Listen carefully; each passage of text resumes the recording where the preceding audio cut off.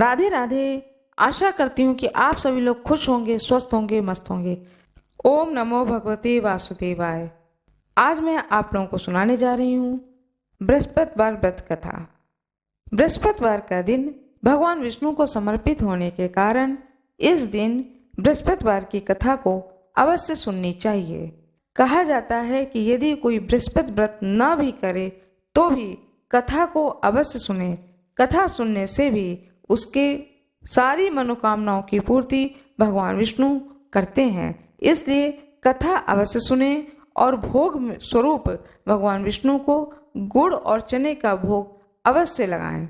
जिसकी जन्म कुंडली में गुरु कमजोर होता है वह बृहस्पतिवार की व्रत उसे करना चाहिए, लेकिन यदि वह बृहस्पतिवार का व्रत नहीं कर सकता है तो कोई बात नहीं है। व्यक्ति को बृहस्पतिवार की कथा अवश्य सुननी चाहिए। हाथ में फूल और चावल ले लें। अब मैं आप लोगों को सुनाने जा रही हूँ बृहस्पतिवार की व्रत कथा।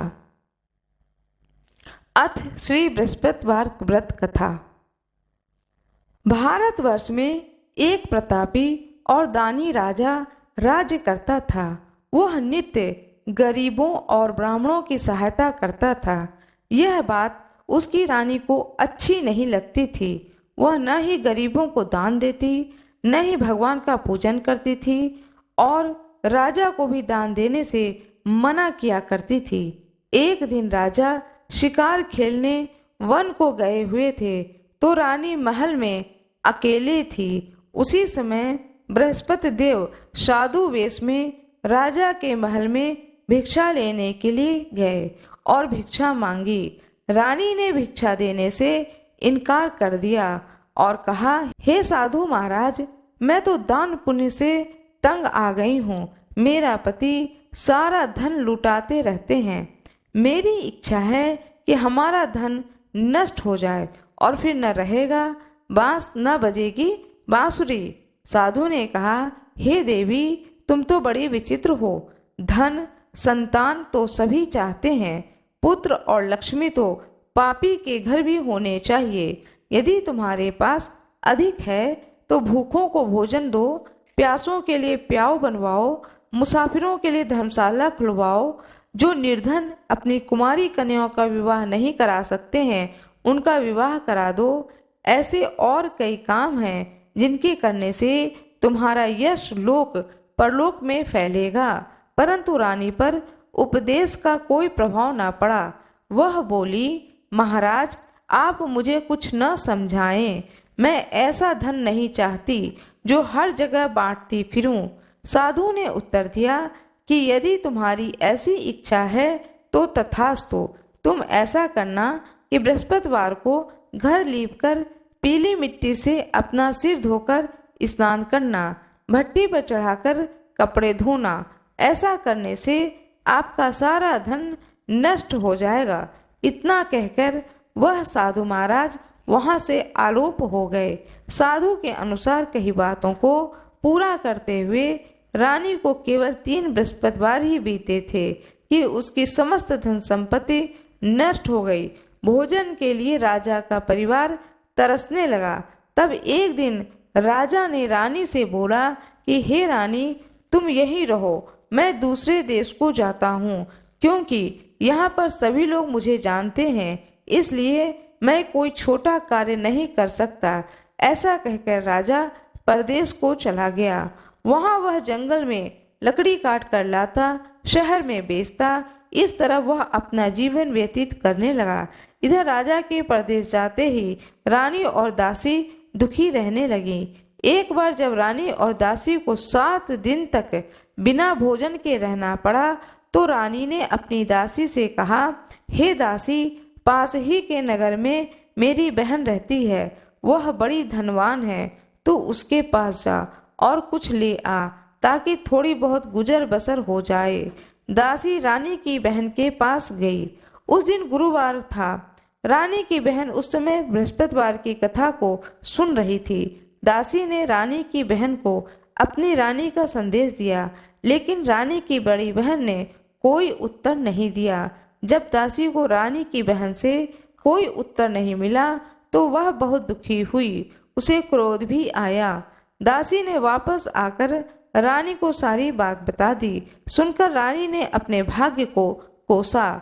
उधर रानी की बहन ने सोचा कि मेरी बहन की दासी आई थी, परंतु मैंने उससे नहीं बोली, इससे वह बहुत दुखी हुई होगी। कथा सुनकर पूजन समाप्त करके वह अपनी बहन के घर आई और कहने लगी, हे बहन, मैं बृहस्पतिवार का व्रत कर रही थी। तुम्हारी दासी मेरे घर आई थी, परंतु जब तक कथा होती है तब तक न उठते हैं न ही बोलते हैं, इसलिए मैं नहीं बोली। कहो दासी, क्यों गई थी? रानी बोली, बहन, तुमसे क्या छुपाऊं, हमारे घर में खाने तक को अनाज नहीं था। ऐसा कहते कहते रानी की आंखें भर आईं। उसने दासी समेत पिछले 7 दिनों से भूखे रहने तक की बात अपनी बहन को विस्तार पूर्वक सुना दी। रानी की बहन बोली, देखो बहन, भगवान बृहस्पतिदेव सबकी मनोकामना को पूर्ण करते हैं। देखो, शायद तुम्हारे घर में अनाज रखा हो। पहले तो रानी को विश्वास नहीं हुआ, पर बहन के आग्रह करने पर उसने अपनी दासी को अंदर भेजा तो उसे सचमुच अनाज से भरा एक घड़ा मिला। यह देखकर दासी को बड़ी हैरानी हुई। दासी रानी से कहने लगी, हे रानी, जब हमको भोजन नहीं मिलता तो हम व्रत ही तो करते हैं, लेकिन क्यों ना इनसे व्रत और कथा की विधि पूछ ली जाए ताकि हम भी व्रत कर सकें। तब रानी ने अपने बहन से बृहस्पतिवार व्रत के बारे में पूछा। उनकी बहन ने बताया कि बृहस्पतिवार के व्रत में चने की दाल और मुनक्का से विष्णु भगवान का केले की जड़ में पूजन करें तथा दीपक जलाएं, व्रत कथा सुने और पीला भोजन ही करें, इससे बृहस्पतिदेव प्रसन्न होते हैं। व्रत और पूजन विधि बताकर रानी की बहन अपने घर को लौट आई।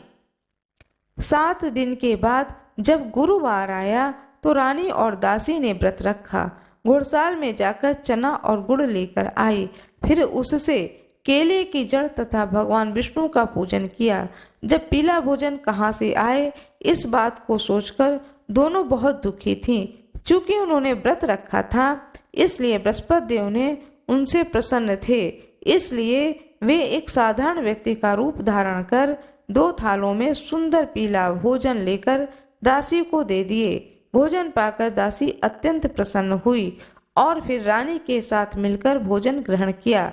उसके बाद वे सभी गुरुवार को व्रत और पूजन करने लगीं। बृहस्पति भगवान की कृपा से उनके पास फिर से संपत्ति आ गई, परंतु रानी फिर भी पहले की तरह ही आलस्य करने लगी। तब दासी बोली, देखो रानी, तुम पहले भी इस प्रकार आलस्य करती थी। तुम्हें धन रखने में कष्ट होता था, इस कारण सभी धन नष्ट हो गया, और जब जब भगवान बृहस्पति की कृपा से धन मिला तो तुम फिर से आलस्य करती हो। रानी को समझाते हुए दासी कहती है कि बड़ी मुसीबतों के बाद हमने यह धन पाया है, इसलिए हमें दान पुण्य करना चाहिए, भूखे मनुष्यों को भोजन कराना चाहिए और धन को शुभ कार्यों में खर्च करना चाहिए, जिससे तुम्हारे कुल का यश बढ़ेगा, स्वर्ग की प्राप्ति होगी और पितर प्रसन्न होंगे। दासी की बात मानकर रानी अपना धन शुभ कार्यों में खर्च करने लगी, जिससे पूरे नगर में उसका यश फैलने लगा। बृहस्पतिवार व्रत कथा के बाद श्रद्धा के साथ आरती की जानी चाहिए। एक दिन राजा दुखी होकर जंगल में एक पेड़ के नीचे आसन जमाकर बैठ गया। वह अपनी दशा को याद करके व्याकुल होने लगा। बृहस्पतिवार का दिन था। एकाएक उसने देखा कि एक निर्जन वन में एक साधु प्रकट हुए। वह साधु वेश में स्वयं बृहस्पति देवता थे। लकड़हारे के सामने आकर बोले, हे लकड़हारे, इस सुनसान जंगल में तू चिंता मग्न क्यों बैठा है? लकड़हारे ने दोनों हाथ जोड़कर प्रणाम किया और उत्तर दिया कि महात्मा जी, आप सब कुछ जानते हैं, मैं क्या कहूँ? यह कह करके रोने लगा और साधु को अपनी आत्मकथा सुनाई। महात्मा जी ने कहा कि तुम्हारी स्त्री ने बृहस्पति के दिन बृहस्पति भगवान का निरादर किया, जिसके कारण वह रुष्ट होकर तुम्हारी यह दशा कर दी।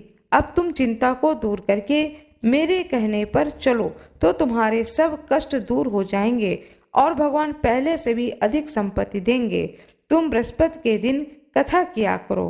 2 पैसे के चने मुनक्का लाकर प्रसाद बनाओ और शुद्ध जल से लोटे में शक्कर मिलाकर अमृत तैयार करो।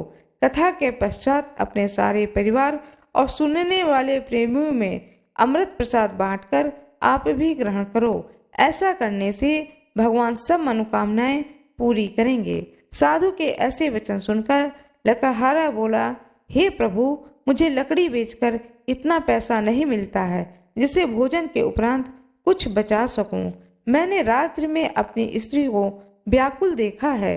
मेरे पास कुछ भी नहीं है जिससे मैं उसकी खबर मंगा सकूं। साधु ने कहा, हे लकड़हारे, तुम किसी बात की चिंता मत करो। बृहस्पति के दिन तुम रोजाना की तरह लकड़ियां लेकर शहर को जाओ। तुमको रोज से दुगना धन प्राप्त होगा, जिससे तुम भली भांति भोजन कर लोगे तथा बृहस्पति देव की पूजा का सामान भी आ जाएगा। इतना कहकर साधु अंतर्ध्यान हो गए। धीरे धीरे समय व्यतीत होने पर वही बृहस्पतिवार का दिन आया। लकड़हारा जंगल से लकड़ी काटकर किसी शहर में बेचने गया। उसे उस दिन और दिन से अधिक पैसा मिला। राजा ने चना गुड़ आदि लाकर गुरुवार का व्रत किया। उस दिन से उसके सभी क्लेश दूर हुए। परंतु जब दोबारा गुरुवार का दिन आया तो बृहस्पतिवार का व्रत करना भूल गया। इसलिए बृहस्पति भगवान नाराज हो गए। उस दिन उस नगर के राजा ने विशाल यज्ञ का आयोजन किया तथा शहर में यह घोषणा करा दी कि कोई भी मनुष्य अपने घर में भोजन न बनावे, न आग जलावे। समस्त जनता मेरे यहाँ भोजन करने आवे। इस आज्ञा को जो न मानेगा उसे फांसी की सजा दी जाएगी। इस तरह की घोषणा संपूर्ण नगर में करवा दी गई। राजा के आज्ञा अनुसार शहर के सभी लोग भोजन करने गए, लेकिन लकड़हारा कुछ देर से पहुंचा। इसलिए राजा उसको अपने साथ घर लिवा ले गए और ले जाकर भोजन करा रहे थे तो रानी की दृष्टि उस खूंटी पे पड़ी जिस पर उसका हार लटका हुआ था। वह दिखाई नहीं दिया। रानी ने निश्चय किया कि मेरा यह हार इस मनुष्य ने चुरा लिया। उसी समय सिपाहियों को बुलाकर उसको कारागार में डलवा दिया। जब लकड़हारा कारागार में पड़ गया और बहुत दुखी होकर विचार करने लगा कि न जाने कौन से पूर्व जन्म के कर्म से मुझे यह दुख प्राप्त हुआ है, और उसी साधु को याद करने लगा जो कि जंगल में मिला था।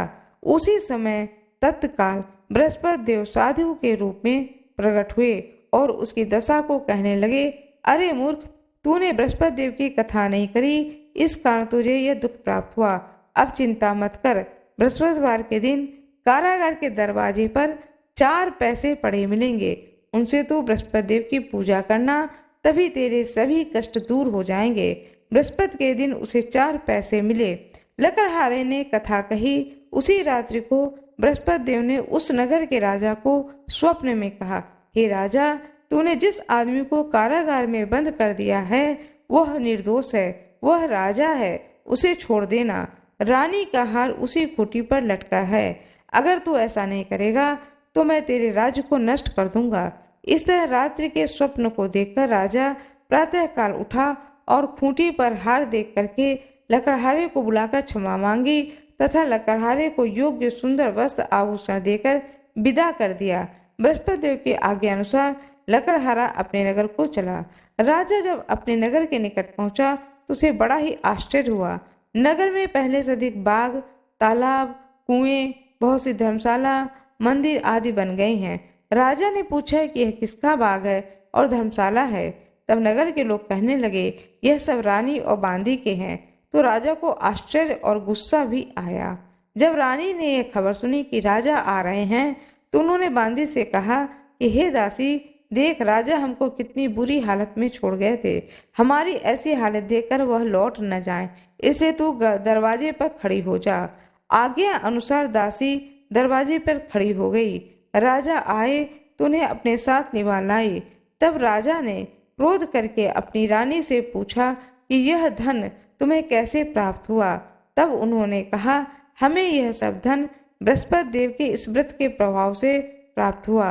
राजा ने निश्चय किया कि 7 रोज बाद तो सभी बृहस्पति देव का पूजन करते हैं, परंतु मैं प्रतिदिन दिन में 3 बार कहानी तथा रोज व्रत किया करूंगा। अब हर समय राजा के दुपट्टे में चने की दाल बंधी रहती थी तथा दिन में 3 बार कहानी कहता था। एक रोज राजा ने विचार किया कि चलो अपनी बहन के यहाँ हो आए। इस तरह निश्चय कर राजा घोड़े पर सवार हो अपनी बहन के यहाँ को चलने लगा।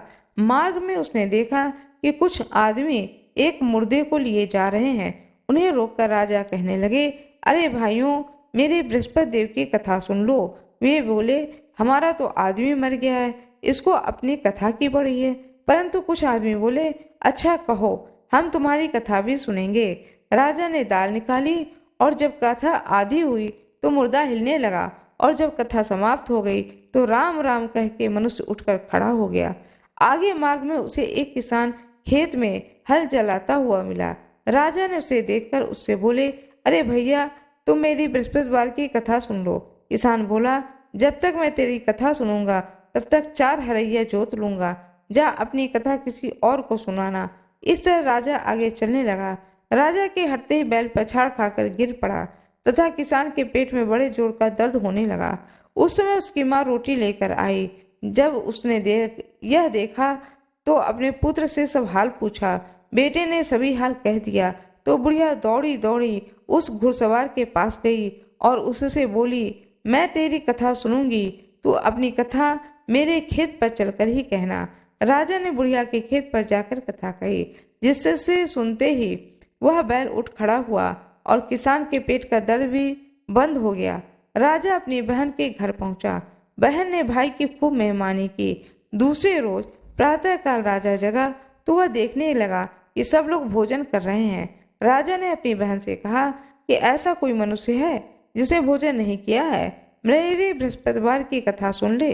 बहन बोली, भैया, यह देश ही ऐसा है कि पहले यहाँ लोग भोजन करते हैं, बाद में अन्य काम करते हैं। अगर कोई पड़ोस में हो तो देखाऊं। ऐसा कहकर चली गई, परंतु उसे कोई ऐसा व्यक्ति नहीं मिला जिसने न भोजन किया हो। अतः वह एक कुम्हार के घर गई जिसका लड़का बीमार था। उसे मालूम हुआ कि उसके यहाँ 3 रोज से किसी ने भोजन नहीं किया है। रानी ने अपने भाई की कथा सुनने के लिए कुम्हार से कहा तो वह तैयार हो गया।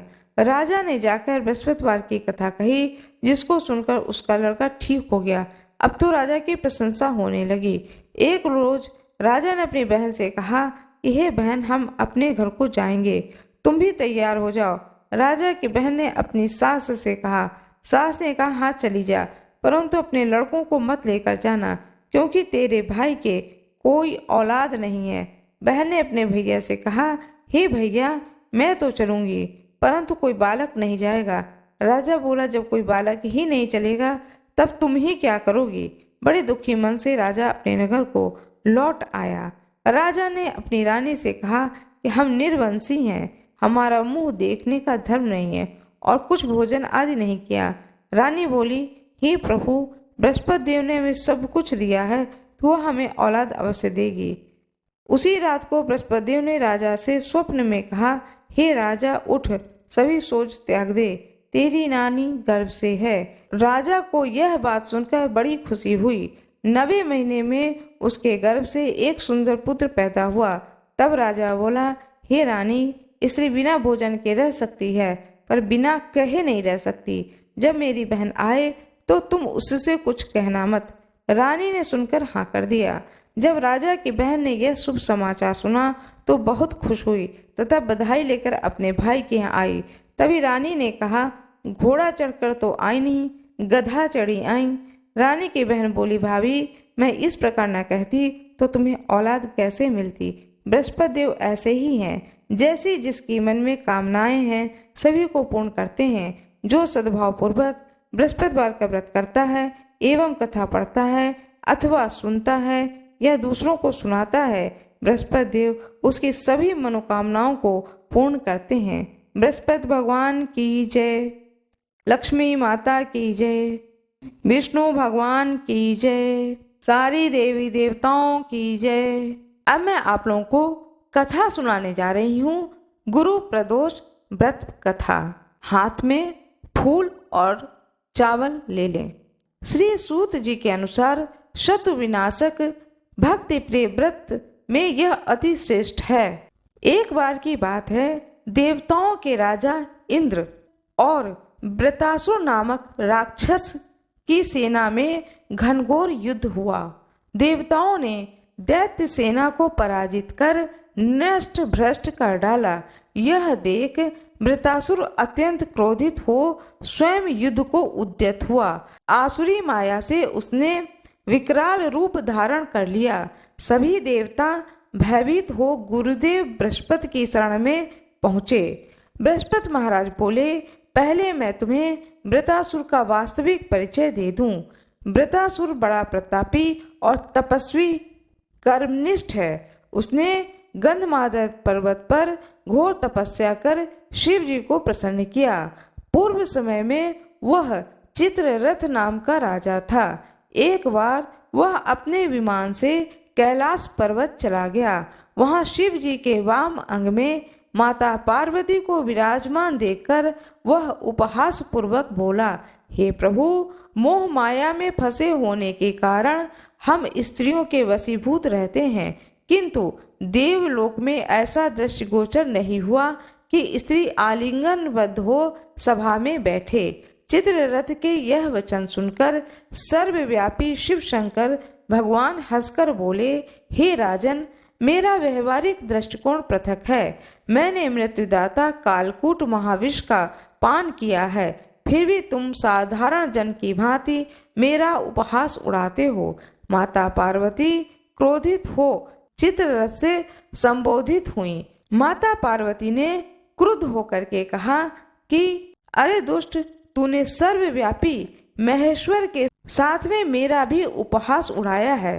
अतएव मैं तुझे वह शिक्षा दूंगी कि तू फिर ऐसे संतों के उपहास का दुस्साहस नहीं करेगा। अब तू दैत्य स्वरूप धारण कर और विमान से नीचे गिर। मैं तुझे शाप देती हूँ। जगदम्बा भवानी के अभिशाप से चित्ररथ राक्षस योनि को प्राप्त हुआ और त्वष्टा नामक ऋषि के श्रेष्ठ तप से उत्पन्न हो वृत्रासुर बना।